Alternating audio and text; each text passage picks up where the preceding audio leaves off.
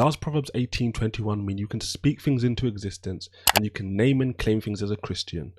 I will show you now in today's video. My name is Israel and we help you master the Bible for yourself so you're not deceived. Get your free copy of our Bible Mastery in the description box below. Now some say because Proverbs 18:21 says death and life are in the power of the tongue, this ultimately means that as a Christian you can basically name something from there or claim something from there and be able to just speak things into existence.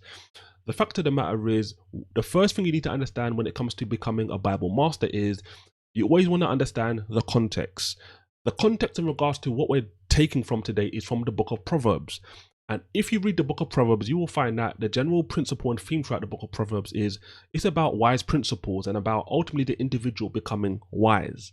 Secondly, you need to understand, before we get to Proverbs 18:21 in Proverbs 18, there's sort of like a build-up effect in regards to what Solomon actually says when he says, death and life are in the power of the tongue. Earlier in Proverbs 18, he says, the words of a man's mouth, deep waters, the wellspring of wisdom, a flowing brook. So if you think about what Solomon is writing there, he's basically saying that someone who's speaking wise things and speaking wisdom, it's almost like they have a great deep coming from within them, and he likens it to a flowing brook, like a flowing stream of water, which is pretty much synonymous with like fruitfulness and basically living things basically and nourishing whatever the water immerses.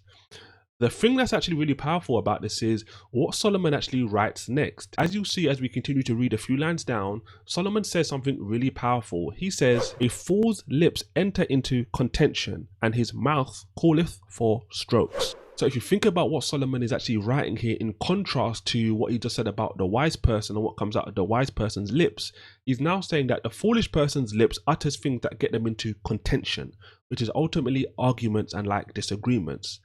He then goes on to say it's ultimately like someone wanting to fight you and strike you because of the things that you're actually saying. Solomon goes even deeper, ladies and gentlemen, when he writes a few lines deeper before we get to the climax ultimately, which is kind of like Proverbs 18:21, what we're talking about today.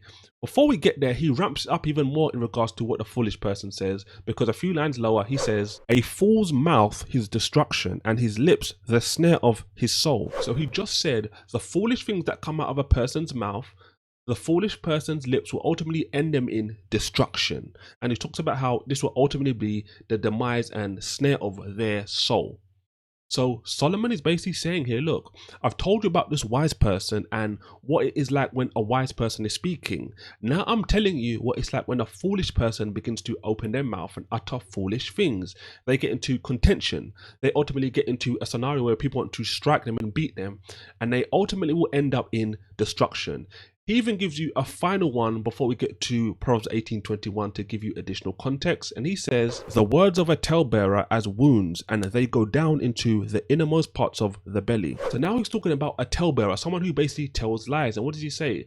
The things that they lie about ultimately are wounding and ultimately go into the innermost parts of the belly. So he's giving you one example of the wise person, and when the wise person utters wise things out of their mouths, it's like a great deep coming from within, and it's like a flowing brook or like a flowing stream of water, which is ultimately living and active and fruitful. But au contraire, he's giving you three examples which are basically what happens when the foolish person speaks, and that is you get into contention and people wanting to fight you, and ultimately they get you into destruction. So now you can understand when we get to Proverbs 18:21, which is like the crescendo of what we've just been talking about, when he says death and life in the power of the tongue, and they that love it shall eat the fruit thereof, it all makes even more sense, because he's given us four examples, one about being wise and three about being foolish, and what they basically take you into. So ultimately, when you are continuing to be wise and you are enjoying the fruits of wisdom, that will ultimately take you to a living, refreshing, fruitful place. On the contrary though, when you are engaging in the fruits of foolishness, it will get you into contention, argument, it will get you into people wanting to fight you, and it will ultimately lead you down to destruction. Now you can see it really didn't have anything to do with naming and claiming or speaking things into existence, just because death and life are in the power of the tongue. In the context of Proverbs 18, you can see he's giving you an example over and over again, about 5 examples at least, of what it's like to be wise and what that will ultimately lead you to, and ultimately what it's like to be foolish, and ultimately what that will ultimately lead you to as well. Let me make this simple for you so you can understand this even more clearly. Imagine if I said something vile about Christians.